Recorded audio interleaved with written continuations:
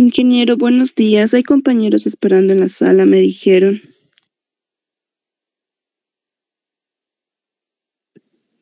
Gracias, Helen. A ver, me voy a fijar.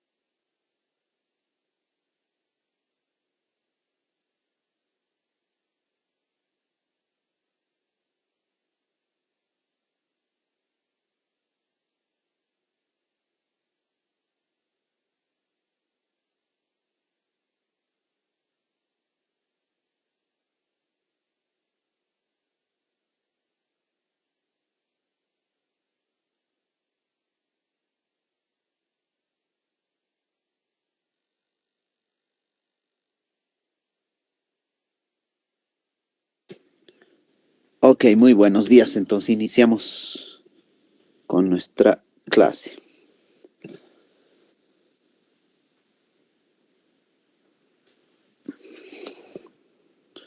Muy bien. Bueno, entonces vamos a entrar al último capítulo, ¿no es cierto? Que trata sobre el análisis de estabilidad de empresas.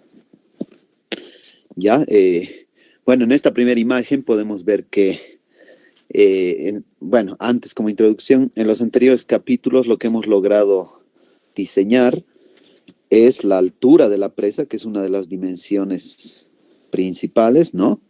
A través de los diferentes análisis de hidrología que hemos realizado.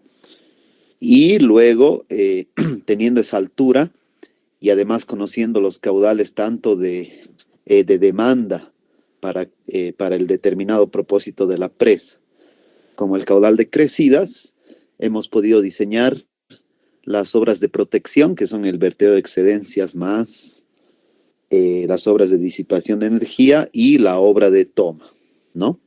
Entonces la última parte trata de determinar el resto de dimensiones, es decir, los taludes que va a tener la presa, incluso los materiales, si va a ser presa de materiales sueltos o de hormigón, ¿no? Y asimismo el ancho de la corona y demás magnitudes, ¿no? Eligiendo esas dimensiones, lo que hacemos es, si es una presa de materiales sueltos, analizar la estabilidad de taludes más la influencia que van a tener las redes de flujo, porque va a ser una presa permeable, ¿no es cierto? Entonces hay que revisar el tema de las filtraciones y redes de flujo. Si es una presa de hormigón, ya no tenemos el problema de filtraciones y se realiza otro tipo de análisis de estabilidad, ¿no?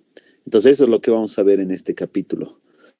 Y en esta primera diapositiva ustedes pueden ver un ejemplo de una presa de materiales sueltos que ha fallado, ¿no? En este caso es la presa Baldwin Hills, que en el año 63 falló por un tema de erosión interna en la presa, que en realidad es una de las causas más frecuentes de fallas en presas de materiales sueltos, ¿no? Entonces vamos a ir viendo un poco cómo se puede evitar esas situaciones, qué tipo de análisis, precauciones hay que tener para diseñar una presa segura, ¿no? Esa es la idea en este capítulo. Bueno, entonces, ¿qué vamos a ver?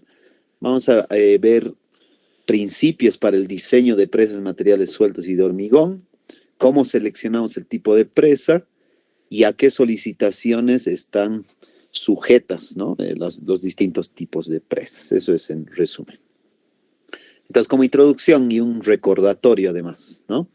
Sabemos que el propósito principal que va a tener una presa es el almacenamiento de agua para cubrir una cierta demanda, ¿no? Para eso estamos diseñando una presa. La idea es que tenga, que pueda almacenar estos volúmenes de agua al menor costo posible y además garantizando las mínimas condiciones de seguridad, o sea, que no falle. Eso es lo que buscamos, ¿no? Y sabemos además que podemos construir una presa de dos maneras, utilizando la tierra y el enrocado, a lo que le llamamos presa de materiales sueltos, que se caracterizan por, bueno, en este caso cuando son presas de materiales sueltos, tienen taludes inclinados, ¿no? Que normalmente tienen pendientes muy similares, tanto aguas arriba como aguas abajo, con ángulos moderados, es decir, no son ángulos empinados, sino más bien son tendidos, ¿no? Por ese motivo, ya que tienen estos taludes bastante tendidos, van a tener secciones robustas y por tanto altos volúmenes de construcción, ¿no? Entonces, esto ya nos da una idea de que van a ocupar un mayor espacio que las presas de hormigón, por ejemplo, ¿no? Las presas de hormigón son construidas de hormigón en masa. Eso significa que no existen las presas de hormigón armado. Se hace de hormigón en masa únicamente, ¿no? Pueden tener diferentes pendientes, comparando aguas arriba con aguas abajo. Normalmente aguas abajo los taludes son muy inclinados, o sea, muy empinados, ¿no? Mientras que en el paramento aguas arriba puede ser incluso totalmente vertical. Y eso hace que las secciones sean más esbeltas, por tanto, ocupan menores volúmenes de construcción, ¿no? Esas son algunas características. Bueno, vayamos a más detalles de las presas de materiales sueltos, ¿no? Entonces, una de las características más importantes que nos va a permitir decidirnos por este tipo de presas es la disponibilidad de materiales in situ o que estén en bancos de préstamo dentro de una distancia económica, ¿no? Económicamente viable. O sea, si yo tengo buenos bancos de préstamo con buen material térreo, ¿no es cierto? Entonces me conviene optar por este tipo de presas. En cambio, si tengo que trasladar este material de distancias muy largas, donde ya la economía va a dictar que costos muy altos, entonces ya no, tal vez tengo que evaluar si es mejor utilizar presas de hormigón, ¿no? Entonces ese es un criterio clave. ¿Cómo se construye? Compactando en capas sucesivas, ¿no? Diferentes capas de material, con granulometría y características de compactación predefinidas, ¿no? Y eso se realiza con maquinaria especializada, ¿no? Sin utilizar ningún agente aglutinante. Entonces, esto quiere decir que, a diferencia del hormigón, en el hormigón el cemento es el material aglutinante. En este caso no hay material aglutinante, ¿no es cierto? Aunque sí se puede hacer, como han debido ver en mecánica de suelos, sí se puede utilizar algún método para mejorar el suelo cemento, etcétera, ese tipo de tecnologías, ¿no? Tercer puntito, existen dos tipos de presas de materiales sueltos, que son las de tierra y enrocado. ¿Cuál es la diferencia entre uno y otro? Bueno, la mayoría de los libros dicen que si una presa de materiales sueltos está conformada en volumen por más de 50% de suelo, entonces va a ser una presa de tierra. Y si su granulometría está conformada por más del 50% por roca, será una presa de enrocado. Esa es la única diferencia. Las presas de enrocado son más permeables, ¿no?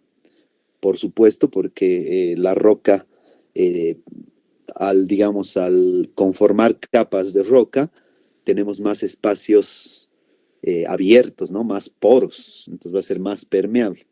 En cambio, las presas de tierra, al ser compactadas, va a generar vacíos, menor cantidad de vacíos y por lo tanto es más impermeable, ¿no? Esa es otra diferencia. ¿Qué más? Y en el último puntito dice, la mayoría de las presas de materiales sueltos van a tener un núcleo central impermeable, que va a estar además combinado con apoyos de otros materiales más permeables, ¿no? Cuyo propósito es darle estabilidad estructural.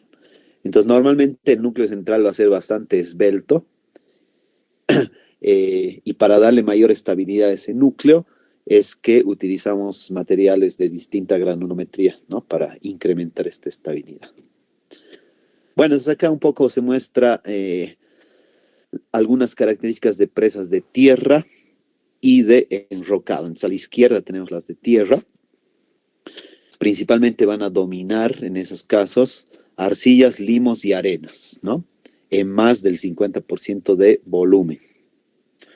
Las arcillas y limos van a tener diámetros típicos menores a 0.1 milímetros, la arena tiene menor a 2 milímetros. ¿Cuál es el principio estructural que garantiza su resistencia? Para el caso de arcillas y limos, son las fuerzas cohesivas, en realidad son las fuerzas cohesivas, ¿no? Hay poca resistencia que se gana a través de la fricción. En el caso de arena, es mayor la proporción de resistencia dado por la fricción entre partículas, ¿no? Y la permeabilidad en arcillas y limos es muy baja, en arenas es media, ¿no? Para el caso de enrocados, podemos utilizar gravas y rocas de mediano tamaño o roca chancada, ¿no? Que se logra con maquinaria. Diámetros típicos varían entre 2 hasta 600 milímetros. El principio de resistencia es mayormente por fricción y tiene alta permeabilidad, ¿no? Entonces hay una clasificación de tipos de presas. Por ejemplo, para presas de tierra tenemos los rellenos homogéneos, que ya no se utilizan.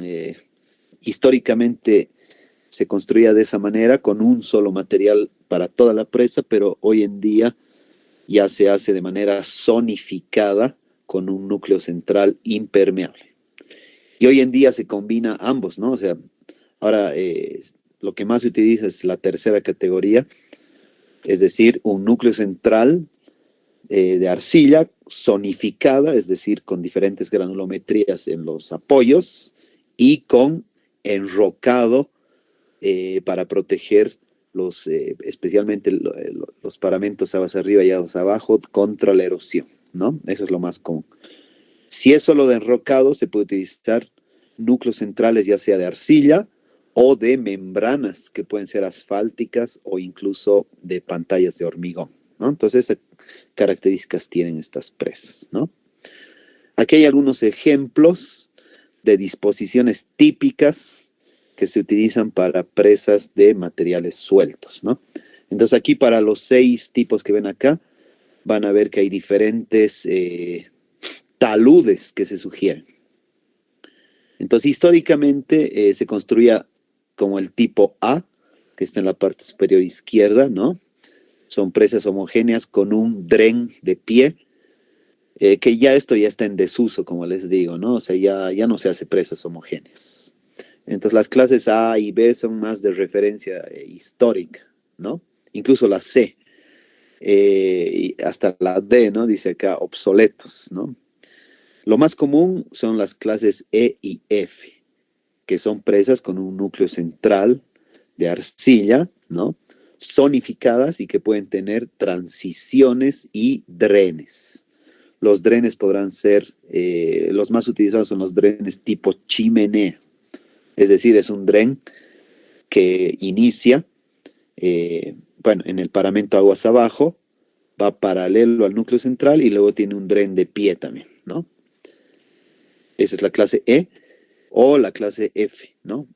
Donde podemos ver claramente la zonificación en este caso de hasta 4 diferentes tipos de material, ¿no? Acá se debe colocar transiciones con diferentes gradaciones y filtros, y también se puede implementar drenes. Entonces las clases E y F son las que más se utilizan en la actualidad, ¿no? ¿Y cuáles son las pendientes típicas? Normalmente se utiliza pendientes 2.5 hasta 3.5 para las presas tipo E, y para las presas tipo F puede ser desde 1.6 hasta 2. Obviamente esto estará sujeto a un análisis de estabilidad de taludes, ¿no? Eso es lo que nos va a dictar finalmente si el talud elegido es el más adecuado, ¿no? Estos otros ejemplitos son para presas de enrocado. Decíamos donde domina la roca en más del 50% en volumen, ¿no? Entonces puede tener presas de enrocado con un núcleo central de arcilla, que es el tipo A, que podrá ser vertical, podrá ser inclinado, como el tipo B. A veces se coloca una membrana asfáltica o de hormigón, solo en el paramento aguas arriba, como ven, o también se puede colocar esta membrana en el centro de la presa de enrocado. O sea, hay varias formas de construir esto, ¿no?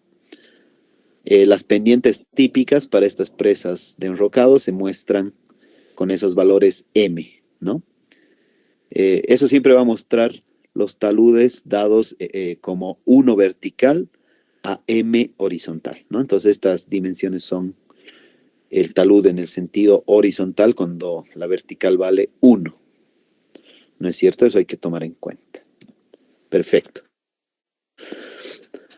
Ahora, las presas de hormigón, por su parte, pueden ser de 3 tipos. Pueden ser presas de gravedad, presas de hormigón con contrafuertes o en arco, ¿no? Las de gravedad, bueno, son aquellas que van a resistir las solicitaciones por el peso propio de la presa, ¿no? En cambio, las de contrafuertes consisten en un paramento continuo, aguas arriba, que es soportado aguas abajo, bueno, en el paramento aguas abajo, por una serie de contrafuertes, ¿no? Como su nombre indica. ¿Cuál es el principio de resistencia? Los contrafuertes, ¿no? Que deben estar espaciados a una distancia regular para garantizar esa resistencia, ¿no? Y finalmente la presa en arco, que va a utilizar el efecto arco. La ventaja del efecto arco es que va a estar sujeta únicamente a solicitaciones de compresión, ¿no es cierto? Y tiene la gran ventaja de que es mucho más esbelta, o sea, son presas de poco espesor. Sin embargo, la desventaja es que para construir presas en arco debemos garantizar que los estribos tengan alta resistencia, o sea, debe ser fundado en roca de altísima resistencia y sin presencia de fracturas o fallas, ¿no? Entonces, la presa de arco es la más exigente en términos de fundaciones, pero es la más económica en términos de costos, ¿no? Entonces, aquí hay algunos ejemplos. El caso A nos muestra una presa de gravedad que, como ven, va a utilizar mucho más hormigón que las otras dos. En el paramento aguas arriba, el talud es totalmente vertical y aguas abajo es muy inclinado. Fíjense, puede tener 0,75 de pendiente horizontal. Los casos B y C nos muestran ejemplos de presas de hormigón con contrafuertes, ¿no? Entonces aquí pueden ver, son secciones de hormigón que están soportadas por contrafuertes, ¿no? Como se ve tanto en planta como en perfil, ¿no es cierto? Utiliza menos hormigón que las de gravedad.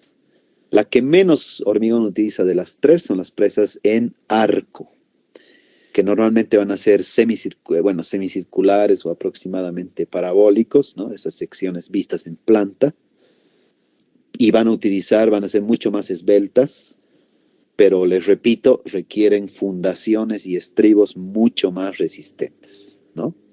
Pues ahí están algunas características. Perfecto. Ahora, ¿qué criterios nos permiten seleccionar el tipo de presa?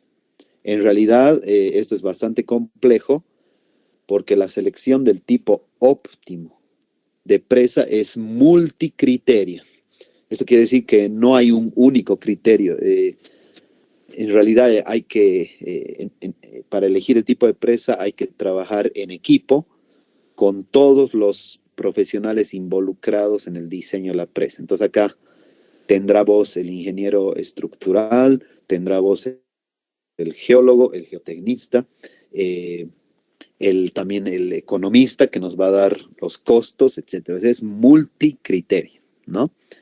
Entonces, como ven, dice el tipo óptimo de presa estará determinado por el costo y el programa de construcción para todas las soluciones que sean viables. Entonces, si al hacer el diseño de estabilidad, yo veo que varios tipos de presas son posibles, el que va a dictar finalmente la decisión es el costo. Así de fácil es esto, ¿no? Además, la determinación de la solución final dependerá de las consideraciones sociopolíticas y ambientales, ¿no? Ahora, existen 4 consideraciones fundamentales que van a ser las que, desde el punto de vista técnico, van a decidir el tipo de presa. La primera, el gradiente hidráulico y las filtraciones por debajo, alrededor y a través de la presa. Los esfuerzos sobre las fundaciones, la deformabilidad de las fundaciones y la excavación. Todas estas características, así como el análisis de estabilidad, esto más debería poner.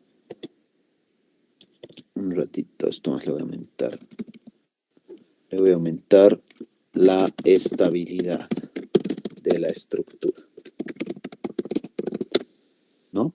Entonces, todas estas condiciones deberán ser evaluadas para todas las alternativas de presas, materiales, taludes, etcétera, técnicamente viables, y finalmente por cuál nos decidiremos, por la que tenga, por supuesto, el menor costo y que garantice la seguridad de la presa, ¿no? Entonces, por ese lado siempre nos vamos a ir para decidir el tipo de presa. Aquí hay más criterios, ¿no? Que les puede ayudar al momento de tomar estas decisiones, ¿no? Entonces, en la columnita izquierda dice tipo de presa, que podrá ser de tierra. El primero es de tierra, ¿no? La segunda, rockfill, es enrocado. Y luego tenemos las de gravedad, contrafuertes y arco. Y en la columna derecha dice notas y características. Entonces, esta son recomendaciones desde el punto de vista cualitativo, ¿no? Entonces dice, ¿cuándo se sugiere presas de tierra? Entonces dice, cuando tenemos fundaciones, ya sea de roca o de suelo compresible, y en valles amplios. Entonces, si yo estoy, si el valle donde yo quiero implementar la presa y el embalse es un valle amplio, o sea, de mucho ancho y que me da el espacio de construcción suficiente, entonces ya sabemos que las presas de tierra ocupan grandes volúmenes, entonces serán más adecuadas en valles anchos, ¿no? Estas presas pueden aceptar asentamientos, ¿no? Si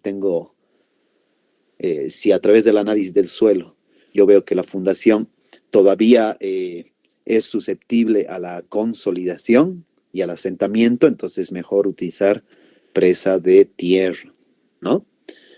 Luego, ¿qué más dice? Bueno, como habíamos dicho al inicio, requiere un amplio rango de materiales, es decir, que debo tener bancos de préstamos cercanos, ya que voy a necesitar arcilla, arena, roca, o sea, varias gradaciones de material, ¿no? Luego, para las presas de enrocado, se prefiere las fundaciones de roca, ¿no? Puede aceptar cantidades variables de, ¿qué se llama eso? De erosión o de, no, esto es otra palabra, weathering, se me ha ido. Ahorita me acuerdo. Luego, resiste o es apta para diferentes condiciones climáticas y debemos enfocarnos principalmente en, bueno, requiere menor, digamos, variabilidad dentro de lo que son los bancos de préstamo. Para las presas de tierra sí necesito diferentes gradaciones, ¿no? Como les decía, necesito arena, arcilla, grava, etc. En las de enrocado tengo la ventaja de que no necesito tanta variabilidad en materiales. Suficiente es que tenga arcilla, si es que voy a construir el núcleo central de arcilla, pero si no la tuviera, puedo hacerla de membranas de hormigón o de asfalto, como habíamos visto, ¿no? Entonces tendré que buscar la granulometría para alguno de esas dos opciones. Y luego lo que sí necesito es decidir si voy a utilizar, si tengo disponibilidad de roca en el sitio, o la otra opción es implementar una planta chancadora para obtener una roca de un determinado diámetro, ¿no? Entonces esa es la diferencia con la de tierra. Luego, para las de hormigón, se van a dar cuenta, los requisitos de las fundaciones son más exigentes, ¿no? Por ejemplo, para las de gravedad, a diferencia de las de presas de tierra, para las presas de gravedad, normalmente se sugieren en valles estrechos, ¿no?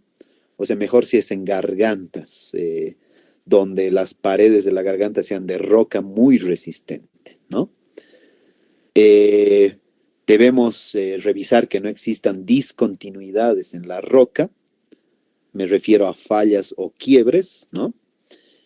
Y por supuesto que se va a necesitar para hacer análisis de costos, si es más económico transportar el hormigón desde una planta alejada o implementar la planta en el mismo sitio. Esa decisión va a depender de los costos, por supuesto, ¿no? Para el caso de las presas de hormigón con contrafuertes, debemos garantizar las mismas características que de las presas de gravedad, pero como ven acá, son más exigentes las características de las fundaciones de roca. O sea, hay que hacer estudios más detallados para garantizar que sea apta, ¿no es cierto?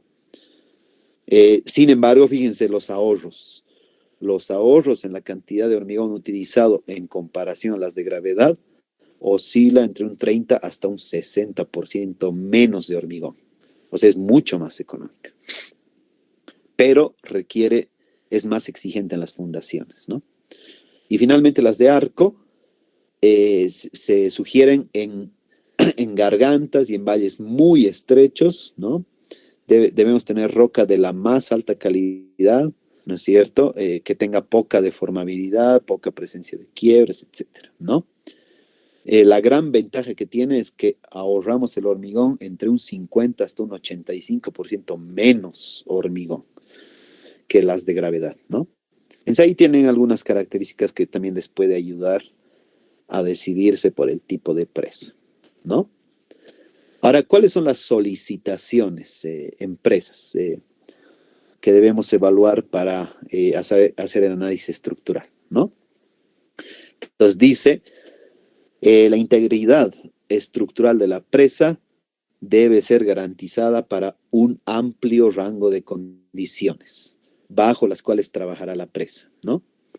Debemos asegurar la estabilidad tanto de la estructura como de las fundaciones, por supuesto. La estructura puede ser perfecta, pero si no hay estabilidad de fundaciones, igual la presa va a fallar terriblemente, ¿no?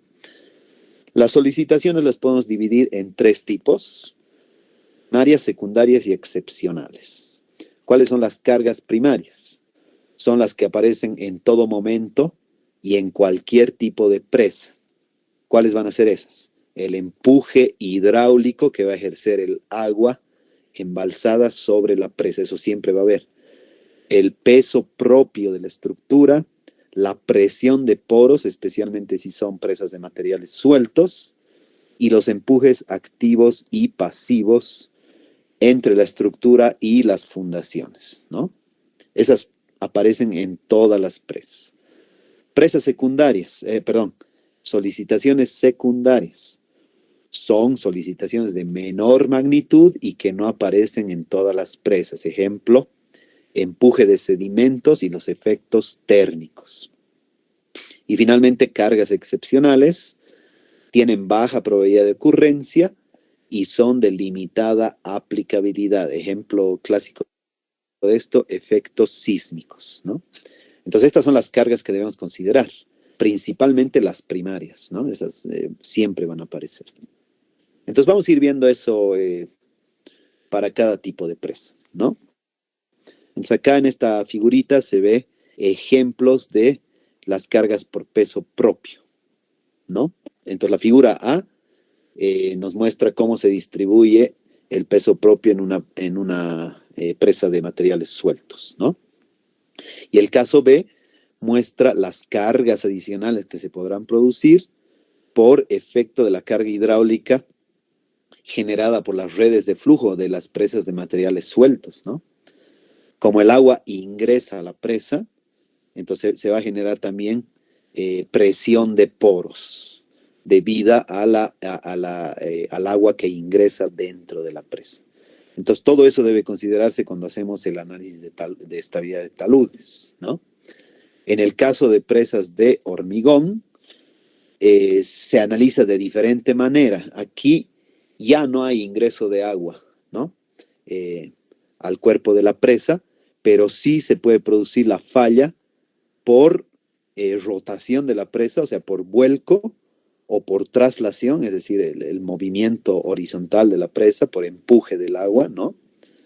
Y también se puede producir la falla por las filtraciones en las fundaciones, que va a generar empujes, como ven acá, el P4, por ejemplo, es un empuje debido a las filtraciones por debajo del cuerpo de la presa. Entonces esa solicitación también debe ser analizada cuando estamos haciendo el análisis de estabilidad de presas de hormigón, ¿no? Entonces eso ya vamos a ir viendo después. Perfecto. Entonces ahora sí vamos a entrar al detalle de la ingeniería de presas. Y lo vamos a hacer tanto para las presas de material suelto como las de hormigón, ¿no? Y para eso vamos a recordar muy rápidamente, no voy a entrar al lujo de detalles acá, de algunas propiedades físico-mecánicas de cada tipo de presa, ¿no? Entonces, si empezamos por las presas de material suelto, decíamos que pueden ser construidas tanto de suelo como de roca.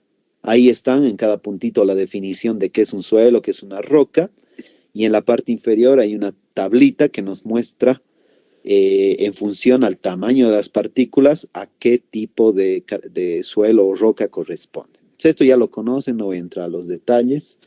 También tenemos el diagrama triangular de Head, que dependiendo de los porcentajes de arena, arcilla y limos, nos permiten determinar o nos permiten identificar el tipo de suelo, ¿no? Entonces es fácil utilizar esta tabla. En el eje de arena vemos qué porcentaje tenemos a partir de los análisis granulométricos y la intersectamos con las proporciones de limo y arcilla, y ahí nos va a dar el tipo de suelo al que corresponde, ¿no? Esto es un head. Como ustedes saben, también las normas ASTM tienen su propia clasificación de suelos, entonces puede usar cualquiera. Luego, ¿qué más? Sabemos que cuando el tamaño de partículas es muy fino, entonces el análisis granulométrico es insuficiente, y en esos casos hay que hacer otro tipo de ensayos, como son los ensayos de límites de consistencia de Atterberg, ¿no? Que nos permite establecer los límites de consistencia líquido, plástico, el índice de plasticidad, y con eso clasificar los suelos de grano fino. Eso ya lo conocemos también, ¿no? Donde sí voy a parar quizás con un poco más de detalles en el siguiente punto, que habla sobre la presión de poros y la tensión efectiva. Entonces, estos conceptos son fundamentales en presas de material suelto. ¿Por qué? Porque estas presas son relativamente permeables y van a permitir el ingreso de agua a través del cuerpo de la presa. ¿Y eso qué efecto tiene? Al ingresar el agua dentro de los vacíos que hay entre el material suelo o roca, va a generar una presión interna a la que le llamamos presión de poros.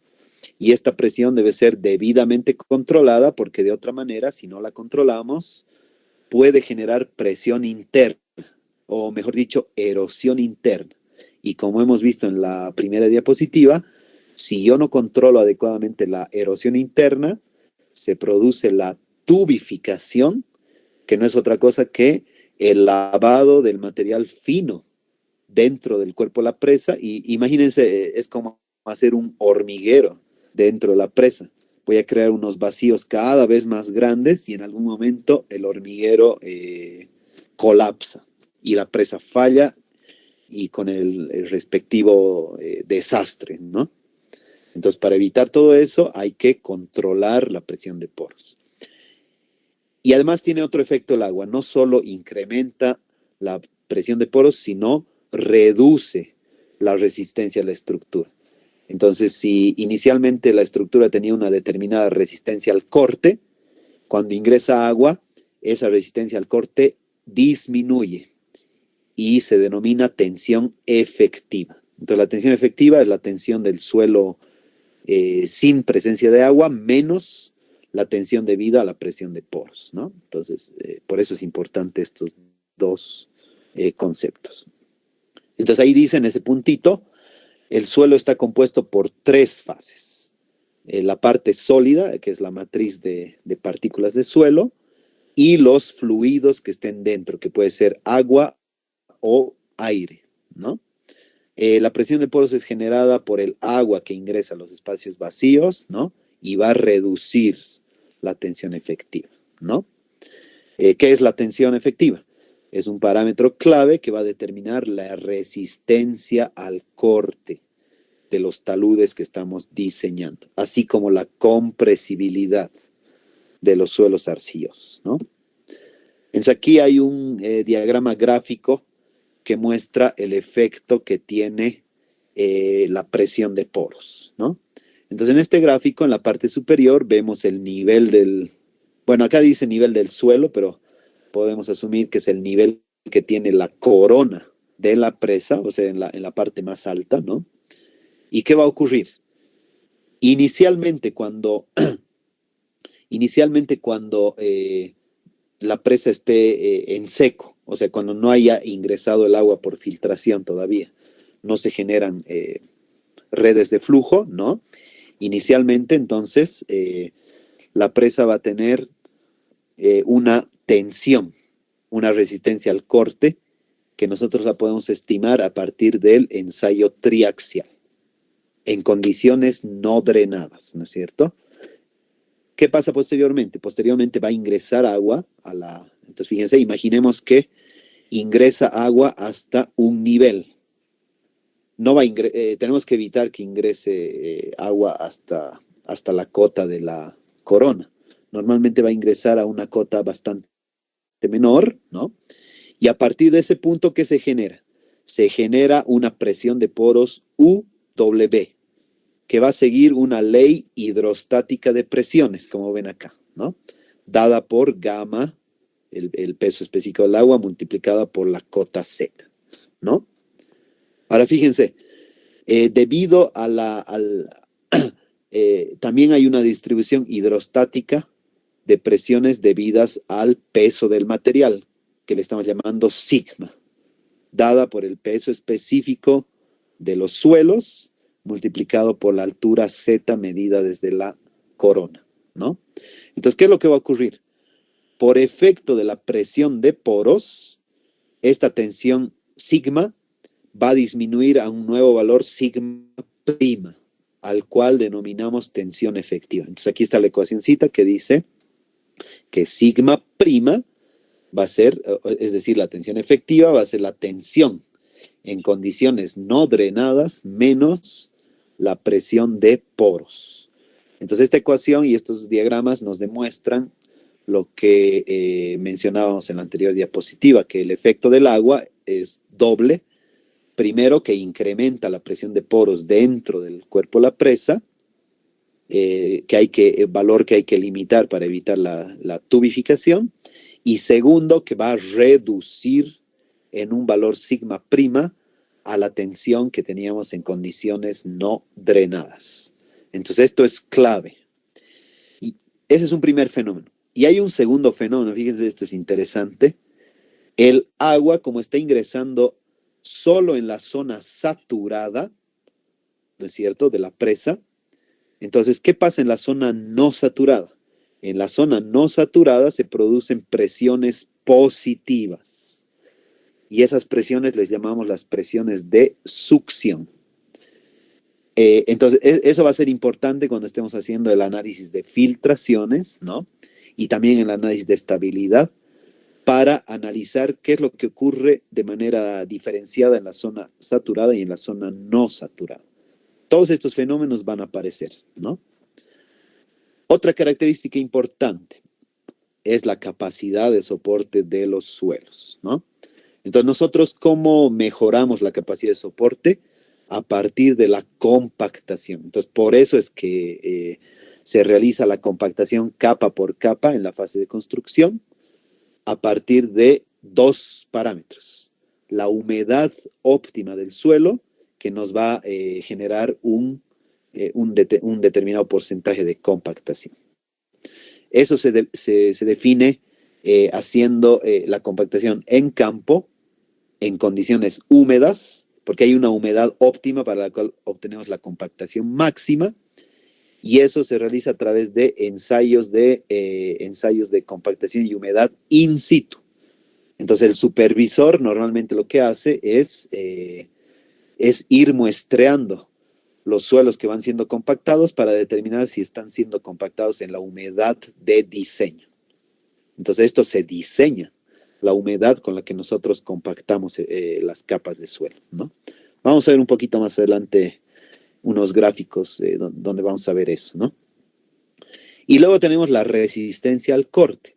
Entonces, por supuesto que debe realizarse el ensayo triaxial para definir a partir del criterio de rotura de Mohr-Coulomb los dos parámetros claves de la resistencia al corte, que son la cohesión y el ángulo de fricción interna, que ustedes ya lo conocen, ¿no? Entonces acá está eso que ya sabemos, ¿no? Entonces, al realizar el ensayo triaxial en una muestra cilíndrica, que normalmente va a estar confinada, y se puede hacer además bajo condiciones drenadas y no drenadas, nosotros construimos las envolventes, ¿no? Que son estos círculos de falla de Mohr-Coulomb, y trazando una recta que una estas tres envolventes, nosotros obtenemos una recta, ¿no? Cuya pendiente es el ángulo de fricción interna y la ordenada al origen es la cohesión. Entonces esto ustedes ya lo han aprendido en mecánica de suelos, no necesito repetir nada más. Lo que sí tal vez es novedad es esto, que en condiciones no drenadas tenemos una ecuación de la resistencia al corte. Pero nosotros sabemos que debido a la presión de poros, en realidad se va a generar una tensión de corte efectiva, que en realidad esto debería ser prima. A ver, lo puedo cambiar ahorita. Entonces va a ser tau F prima. Ahora sí está bien. Entonces va a ser una tensión de corte efectiva, tau sub F prima, ¿no? Que va a estar dado por... ahora sí. Va a estar dado por la cohesión efectiva más la resistencia normal efectiva, la tensión efectiva le hemos llamado a eso, y por la tangente de el ángulo de fricción interna efectiva. ¿Cómo se determina esto? Realizando el ensayo triaxial en condiciones drenadas, ¿no? Entonces, de esa manera se obtienen esos parámetros. Perfecto, eso es lo que hay que recordar. Luego, la compresividad y consolidación.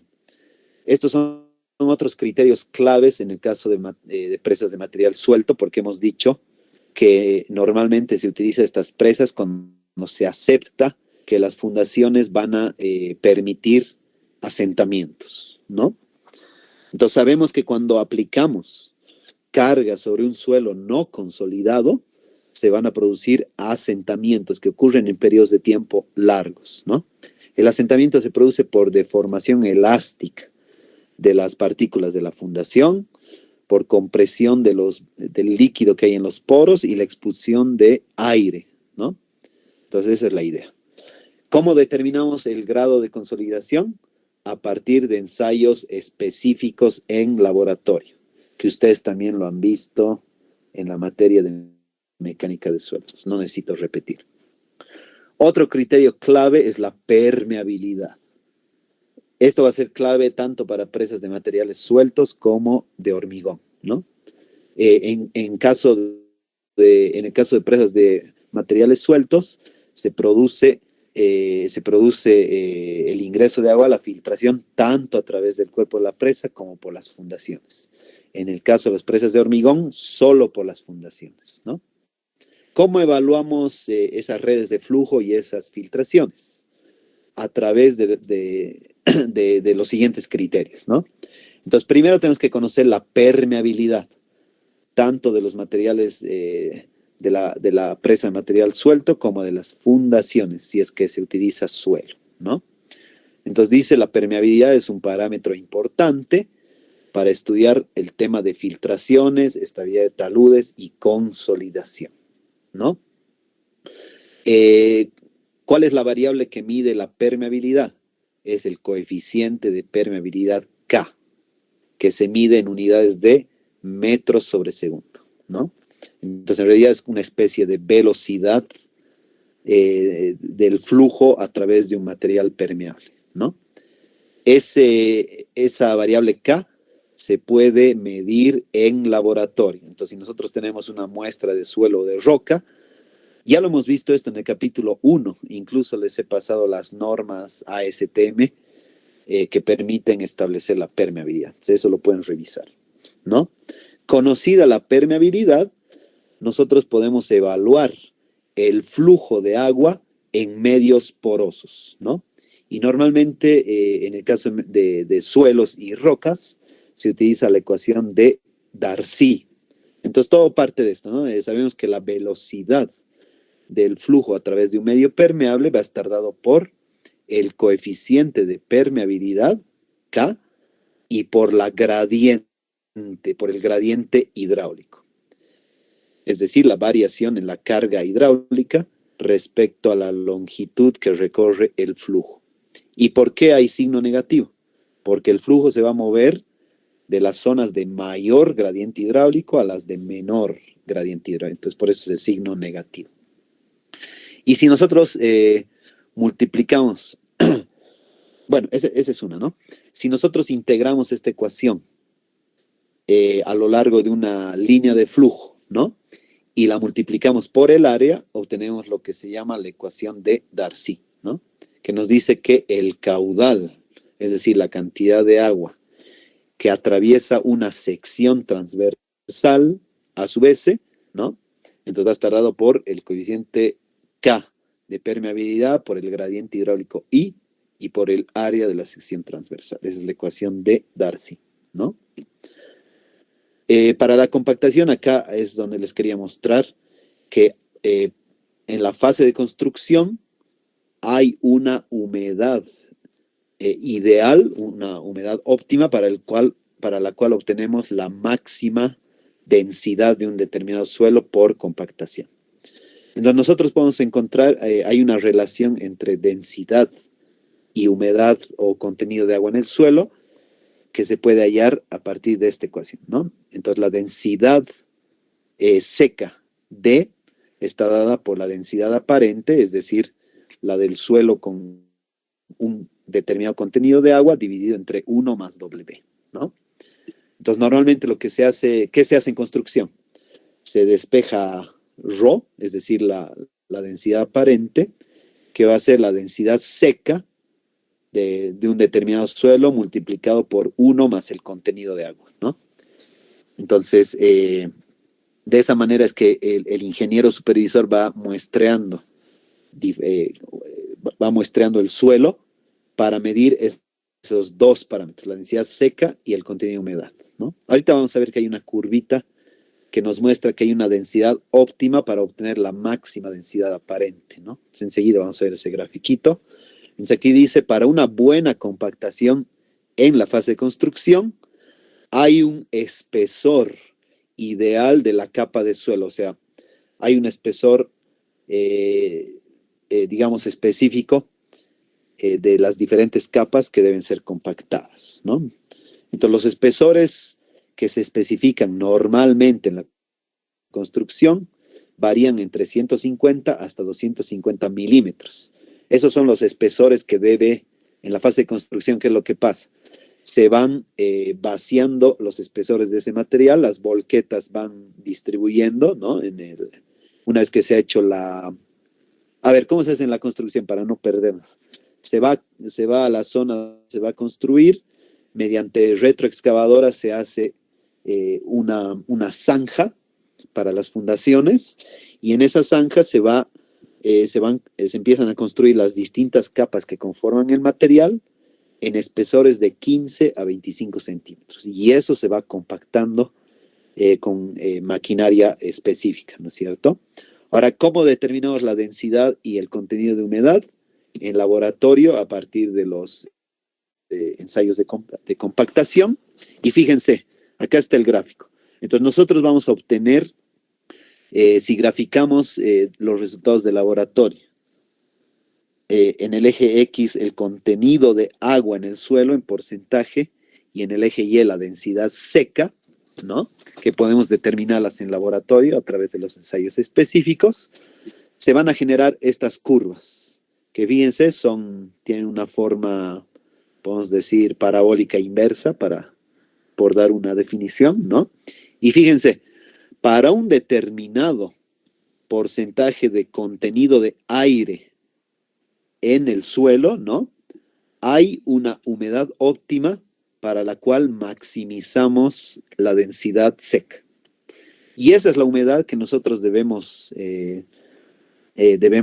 darle a las distintas capas de material, de tal manera de que cuando sean compactadas lleguemos a la máxima densidad posible. Entonces, de esa manera funciona este ensayo complementado, que complementa las fases constructivas, ¿no? Entonces, de esta manera es que lo hacemos. Luego, ¿qué más es importante mencionar?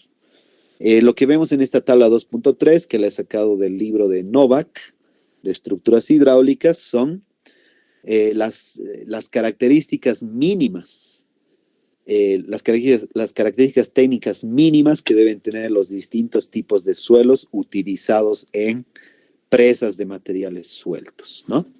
Entonces, en la primera columna vemos el tipo de material, gravas, arenas, limos, y en la parte baja de la tabla se ve arcillas. Entonces hay arcillas suaves, sensitivas y medias, ¿no? En la segunda columna están los pesos unitarios saturados en unidades de kilonewton por metro cúbico. Entonces son los valores típicos de los materiales de construcción para presas de materiales sueltos. En la tercera columna están los valores típicos de cohesión y ángulo de fricción interna efectivos. O sea, ya considerando la presión de poros, ¿no? Entonces ahí pueden ver algunos valores de referencia. En la cuarta columna está el coeficiente de compresibilidad. Y finalmente en la quinta columna está el coeficiente de permeabilidad. Entonces estos son valores típicos que se tienen para los materiales de construcción de presas de materiales sueltos, ¿no? Y en la tabla 2.6 están lo mismo, características típicas, valores típicos de materiales sueltos para ingeniería de presas, ¿no? En el caso de, esto es ya. Sí, es muy parecida a la anterior tabla, pero más detallado ya para presas de enrocado, ¿no? Entonces tenemos gravas, arenas, arcillas típicas para presas de enrocado y en la última fila está para roca chancada, ¿no? Entonces tenemos pesos unitarios. Acá está el parámetro clave para la compactación, que es el contenido de humedad óptima de los suelos para ser compactados. Los ángulos de cohesión y ángulo de fricción, la cohesión y el ángulo de fricción interna, coeficiente de compresibilidad, de permeabilidad y cuáles son sus características de drenaje. Por supuesto, las gravas son altamente permeables, entonces excelente, ¿no? Y en el otro lado de la moneda están arcillas con drenaje muy bajo, ¿no? Entonces ustedes pueden utilizar las tablas 2.3 y 2.6 para ver las características más importantes, tanto de material fino como de material grueso, ¿no? Entonces, para eso sirven estas tablitas. Luego, habíamos dicho que esto si recuerdan cuando habíamos visto el gráfico de la presión de poros y la tensión efectiva, hemos visto que se puede producir suelos saturados y no saturados, ¿no? Entonces, acá vamos a ver un poquito de qué datos necesitamos para los suelos parcialmente saturados, porque se va a producir eso, ¿no? A ver, no sé si puedo volver atrás. Vamos, quiero volver a esto de las... Aquí está, ¿no? Fíjense, en el grafiquito B, vemos que en las presas de materiales sueltos es un fenómeno bastante complejo, porque va a haber una parte de la presa que va a funcionar bajo condiciones de flujo saturado, pero hay una parte que funciona como, acá está el nivel freático, como ven, ¿no? Y hay una parte que funciona en condiciones no saturadas. Entonces ahí viene la pregunta de qué debemos caracterizar o qué fenómenos, qué datos necesito para modelar la zona no saturada. Entonces a eso se refiere lo que vamos a ver acá. Esto. ¿No es cierto? A ver. Entonces acá dice... perfecto. Entonces, ¿cómo hacemos el análisis? ¿Qué datos necesitamos para suelos parcialmente saturados? ¿No? Entonces habíamos dicho, en suelos no saturados se va a formar un menisco en la interfaz agua-aire, ¿no? Esto me estoy refiriendo en la zona del nivel freático, ¿no? Estos meniscos son responsables de que la presión local, la presión de poros local, sea menor que la presión del aire. ¿Se acuerdan que les he mostrado que por encima del nivel freático ya no tengo presión positiva, sino tengo presión negativa? Es decir, que se va a producir succión, ¿no? Entonces, la succión se produce por efecto de los meniscos, la tensión superficial y la capilaridad en la zona no saturada, ¿no? Y a la diferencia que existe entre la presión del aire y la presión de poros, que va a ser menor a la del aire, le llamamos la succión matricial.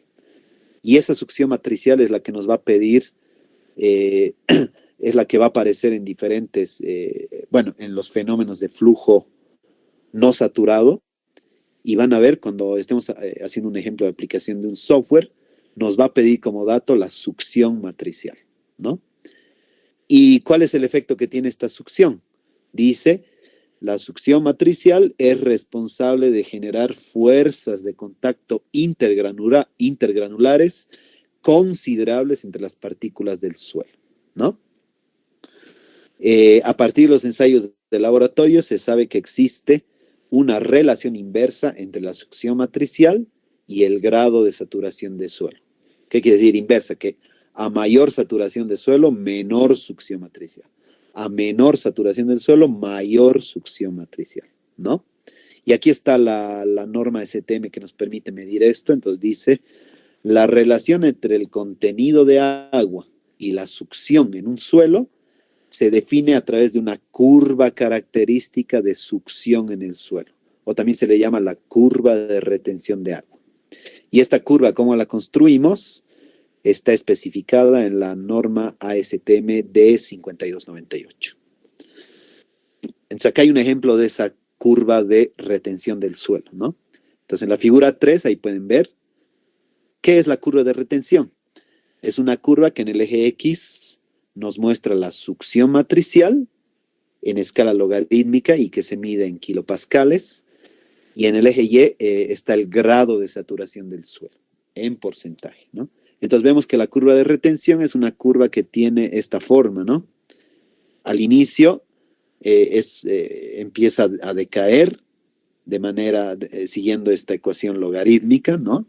Luego es totalmente, luego tiene una fase donde sigue un comportamiento lineal y luego otra vez adopta esta curva, ¿no? Entonces tenemos tres zonas. Una zona de efecto de borde, una zona de transición y una zona de saturación residual, ¿no? Entonces, para un contenido, ¿qué es lo que pasa? El suelo va a estar inicialmente totalmente saturado al 100%, esto es en el nivel freático, empieza a decaer hasta que llega a este valor, fíjense, llega al valor de entrada de aire. O sea, va disminuyendo el grado de saturación de agua, se habilita un espacio de poros vacíos donde va a ingresar aire. Hasta ese valor donde empieza a ingresar aire, tenemos la zona de efecto de borde.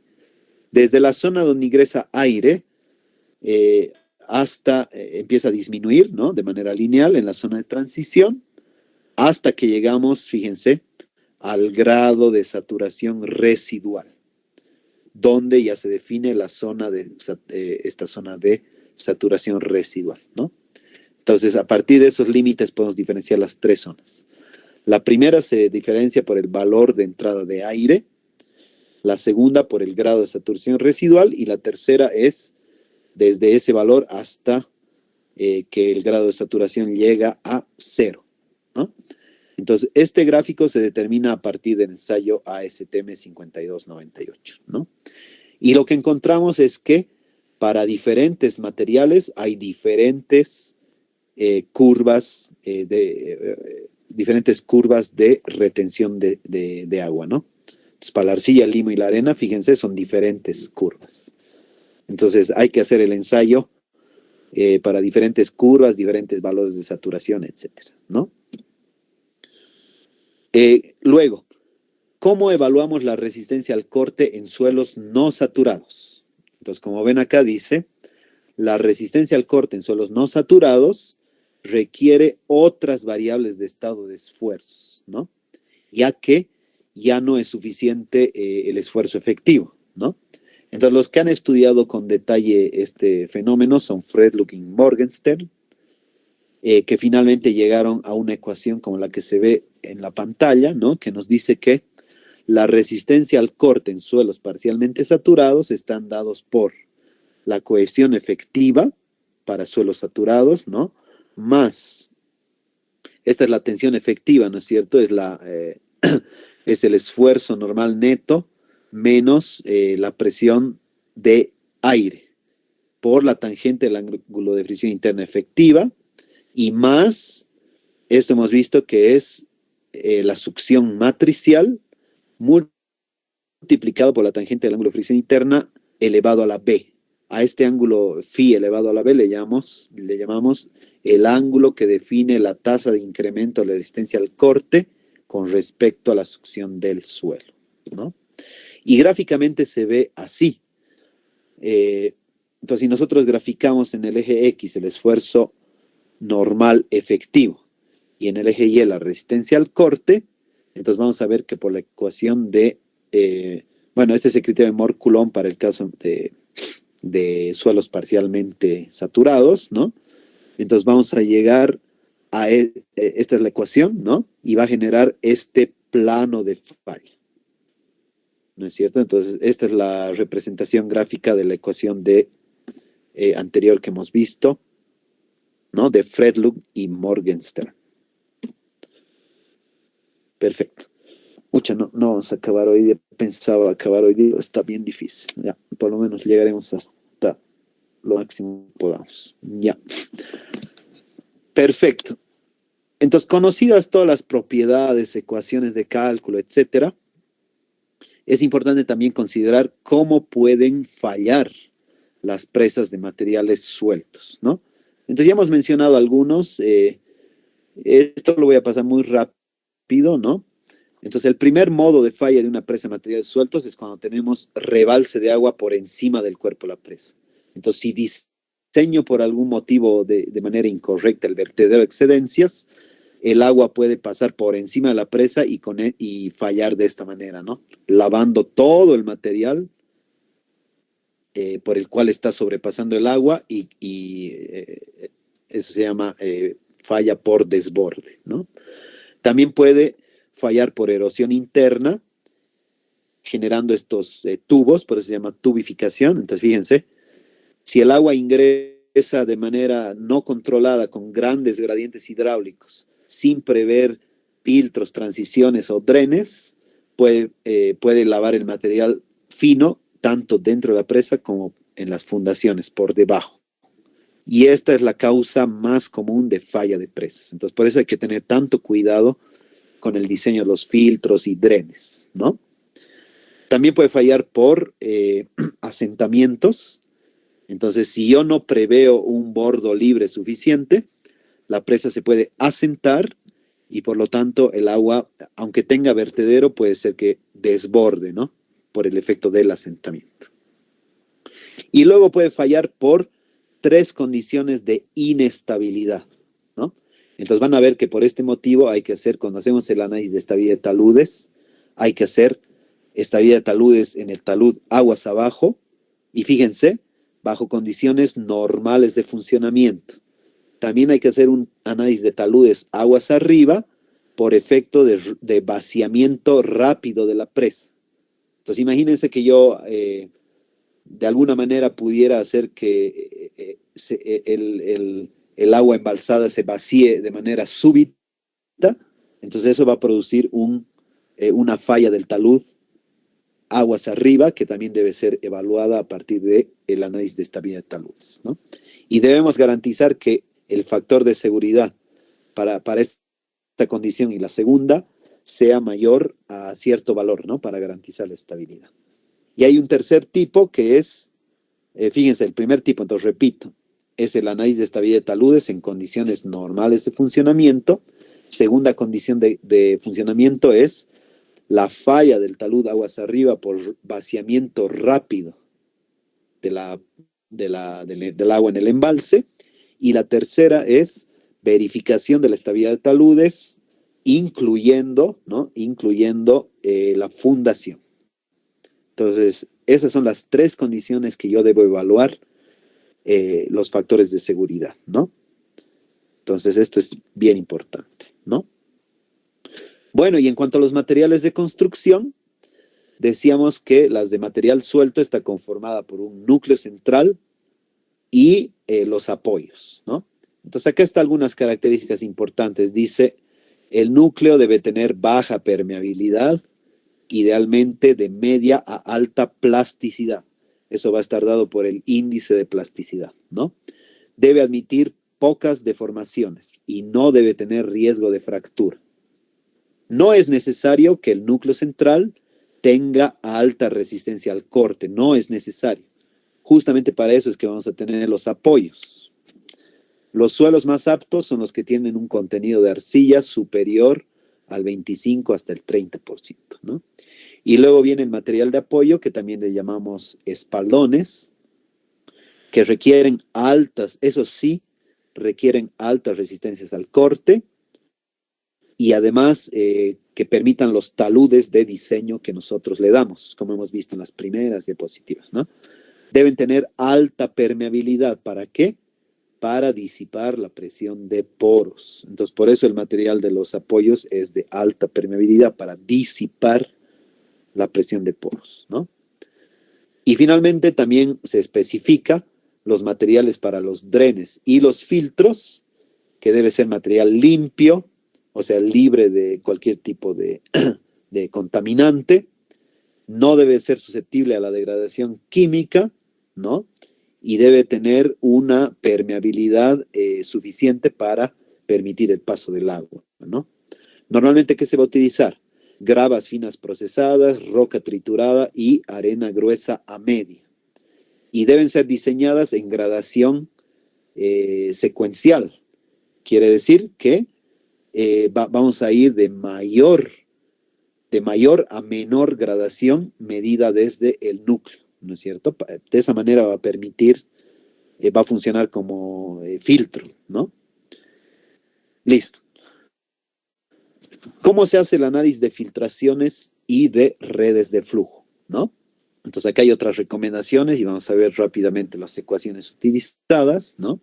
Entonces, para el análisis de filtraciones, ¿qué debemos garantizar? Primero, que el nivel freático se mantenga alejado del paramento aguas abajo. Con esto que evitamos la presencia de altas presiones de poros, ¿no? Y de gradientes hidráulicos también. Las presiones y velocidades de filtración deben ser controladas para evitar la erosión interna y la tubificación, ¿no? ¿Cómo controlamos lo que acabo de mencionar? A través de la implementación de drenes, transiciones y filtros, ¿no? Entonces esto varias veces ya hemos visto que está apareciendo, ¿no? ¿Cómo determinamos campos de filtración o redes de flujo? Bueno, esto lo voy a pasar rápido, no quiero entrar a demasiados detalles, ¿no? Normalmente partimos de estas ecuaciones, ¿no? Que ya habíamos visto, que la velocidad de flujo en un determinado eje, porque este es un fenómeno tridimensional, ¿no? Entonces la velocidad pues, se puede dar en el eje X, Y o Z. Todas estas están dadas por los coeficientes de permeabilidad en cada eje y el gradiente hidráulico en cada eje, donde H es la carga hidráulica, que también puede estar dada por las coordenadas X y Z en el espacio, ¿no? Entonces nosotros partimos del flujo tridimensional utilizando estas tres ecuaciones, ¿no? Y bueno, sabemos que por la ecuación de la continuidad, ¿qué nos dice la ecuación de la continuidad? Nos dice que el flujo que ingresa a un determinado volumen de control va a ser igual a la velocidad del flujo que sale de ese volumen de control, ¿no? Entonces, ese principio matemático, la continuidad, se puede expresar con esta ecuación diferencial que nos dice que la variación de la velocidad X en el sentido X más la variación de velocidad en el eje Y y Z deben dar cero. ¿Por qué? Porque la velocidad o la cantidad de flujo que ingresa al volumen de control es igual a la que sale, ¿no? Entonces, por eso se da de esta manera, ¿no? Entonces, si nosotros hallamos las derivadas parciales de la velocidad de X, velocidad Y y Z respecto de cada eje, como hemos visto acá, o sea, reemplazando las anteriores ecuaciones en esta ecuación diferencial, obtenemos esta ecuación. Que esta ecuación gobierna el flujo en materiales saturados, ¿no? Entonces tenemos esto. Luego, normalmente lo que vamos a asumir es que el material es homogéneo e isotrópico. Isotrópico quiere decir que el coeficiente de permeabilidad en los tres ejes es idéntico, ¿no? Aunque en realidad, en la realidad sabemos que normalmente la permeabilidad en el eje X es bastante mayor a la que se tiene en el eje Y y Z. Pero a ver, yéndonos por el caso más sencillo, si aceptamos que el material es homogéneo y que tiene las mismas permeabilidades en el espacio, obtenemos lo que se llama la ecuación diferencial de Laplace, ¿no? Que está dada únicamente por la carga hidráulica y sus variaciones, sus segundas derivadas en los ejes X, Y y Z, ¿no? Entonces, para resolver la ecuación de Laplace, como es una ecuación diferencial parcial, además de segundo orden, que se llama, va a requerir para su solución condiciones de borde, aguas arriba y aguas abajo. Y este problema se resuelve numéricamente utilizando elementos finitos, ¿no? Entonces, la solución gráfica a la ecuación de Laplace es lo que llamamos redes de flujo, ¿no? Y las redes de flujo están construidas por familias de curvas ortogonales entre sí, a las que le llamamos las líneas de flujo y las líneas equipotenciales. Las líneas de flujo lo que nos muestran es la trayectoria que va a seguir las filtraciones, ¿no? Y las líneas equipotenciales nos muestran el valor de la carga hidráulica a lo largo de la trayectoria del flujo, ¿no? Entonces, en el ejemplo izquierdo lo que estamos viendo son las redes de flujo en las fundaciones, ¿no? O sea, cómo se mueve el agua por debajo de la presa. Y en la figura inferior derecha lo que vemos son las redes de flujo, es decir, líneas de flujo y las equipotenciales dentro de una presa de materiales sueltos, ¿no? Entonces acá, fíjense, se cumple lo que decíamos, que para evitar que el nivel freático llegue al paramento aguas abajo, colocamos estos drenes, justamente para interrumpir esas redes de flujo y lograr evacuarlas con seguridad. Entonces ahí estamos evitando la tubificación. Entonces se puede hacer con con este sistema de drenes, se puede colocar drenes de pie, tipo chimenea, se puede colocar filtros, transiciones, etcétera, ¿no? ¿Y qué debemos verificar por debajo de la presa? Lo que debemos verificar es que no se produzcan líneas de flujo muy cercanas a la base de la presa, a las fundaciones, porque en ese caso también se puede erosionar el suelo de fundación. Entonces, eso es lo que verificamos tanto para las fundaciones como para el cuerpo de la presa, ¿no? Y para diseñar los filtros, ¿qué hacemos? ¿Qué son los filtros? Simplemente es material granular que varía, que varía del más grueso al más fino, ¿no es cierto?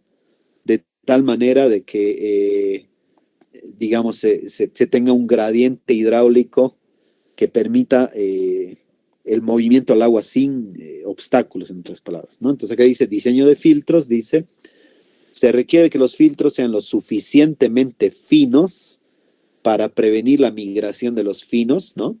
Y al mismo tiempo lo suficientemente permeables para reducir la presión de poros, ¿no? Entonces aquí dice, el principio fundamental es que cualquier cambio de material fino a grueso debe ser efectuado de manera gradual.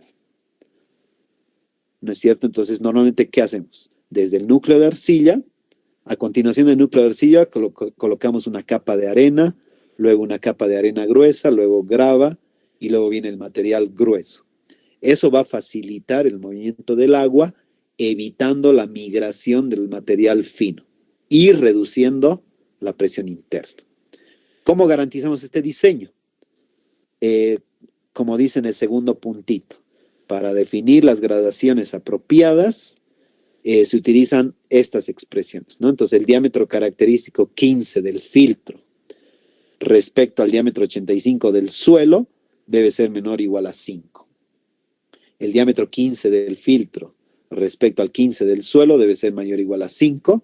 Y el diámetro 50 del filtro respecto al 50 del suelo debe ser menor o igual a 25. Estos criterios garantizan lo que se mencionaba en el primer punto, de que sea lo suficientemente fino para proteger de la migración y lo suficientemente grueso para reducir la presión interna. Entonces, estos tres criterios deben ser verificados. O sea, yo debo diseñar que el filtro tenga un diámetro característico tal que al aplicar estas ecuaciones se mantenga estos criterios, ¿no? Entonces, de esa manera diseñamos filtros. Uche, ¿qué horas? Creo que ya no alcanzamos. Uche, ya me pasó incluso. Bueno, entonces ahorita nos falta unas 15 diapositivas para terminar, ¿no? Con esto igual ya termina la materia. Entonces lo que yo les consulto, no sé si el doctor ha dicho si van a pasar clases hoy o no. No sé si alguien me puede confirmar en qué han quedado con el doctor Calizaya. Por favor, si alguien me puede comentar. Buen día, ingeniero. No quedamos en nada con el ingeniero. O sea, ¿tienen clases normales? Supongo que sí, no nos dijo nada. Perfecto. Una consulta, ingeniero. Quería preguntarle si es que ya habló con él para quedar el tema del cronograma. A mí Sí, no tuve respuesta. eso también quedé. Entonces, a ver, También para hacer conocer a todos los compañeros. correcto. Sí, todo eso quería hacerlo ahora, pero mi preocupación es si tienen o no clases, porque en caso de que tengan clases, tenemos que fijar una última clase más, ¿no? Y en casos de que no pasen hoy día, entonces podríamos pasar de corrido para de una vez terminar, así ya nos falta casi nada.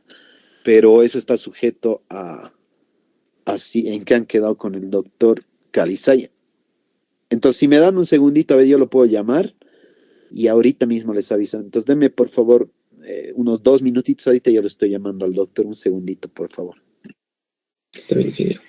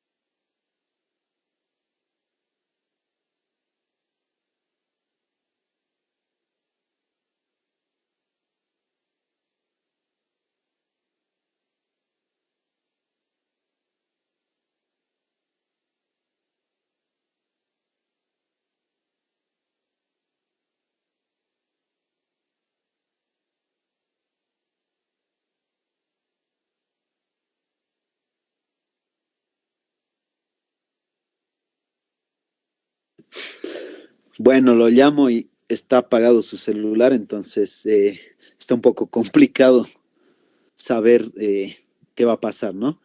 Entonces, lo que yo sugiero, eso a Rodrigo le rogaría, por favor, lo que yo sugiero, necesitamos una clase más para terminar todo, ¿no? Donde yo voy a hacer, voy a terminar las diapositivas, lo que nos falta, y además vamos a hacer un ejemplo de aplicación de un software. Con eso ya terminamos todo y además veríamos el cronograma. Entonces esa clase yo les rogaría que pueda ser entre hoy y mañana máximo, porque, bueno, nosotros ya teníamos que entregar notas hasta el viernes 24, pero yo le he pedido al ingeniero Muñoz que nos extienda hasta la próxima semana incluso, de tal manera que tengan tiempo de completar el proyecto. Entonces, tiene que ser necesariamente la última clase entre hoy y mañana. Entonces, lo que les pediría, por favor, es que queden en un horario. Yo tengo disponibilidad en cualquier momento, no hay problema. Puede ser hoy en la tarde si gustan, o mañana en la tarde también. Mañana en la mañana se me complica un poquito porque tenemos una reunión en el instituto. Entonces, podría ser, por favor, eso les ruego, entre hoy en la tarde o mañana en la tarde. Una última clase podemos programar y ahí ya quedaríamos lo último, veríamos lo último y quedaríamos ya en fechas finales, ¿no? Incluso les voy a dar la fecha en que ya van a estar las notas listas, todo eso, ¿no? Entonces, por favor, nos organizaremos de esa manera. Ahora ya desconectémonos porque ya tienen, me imagino que tienen clases con el doctor Calizaya. Si no hubiera clases, o sea, si ahorita se conectan y no está el doctor, avísenme, por favor, porque así podemos aprovechar ese horario de una vez. Entonces, de esa manera, por favor, haremos, ¿no? Para organizarnos, ¿ya? Entonces, por ahora nos desconectaremos y yo quedo atento por el WhatsApp a que me comenten qué pasa, ¿no? Entonces, de esa manera quedamos, por favor. Entonces, estoy atento por el WhatsApp. Ya, entonces, hasta luego por el momento. Está bien, ingeniero, hasta luego. Hasta luego, ingeniero.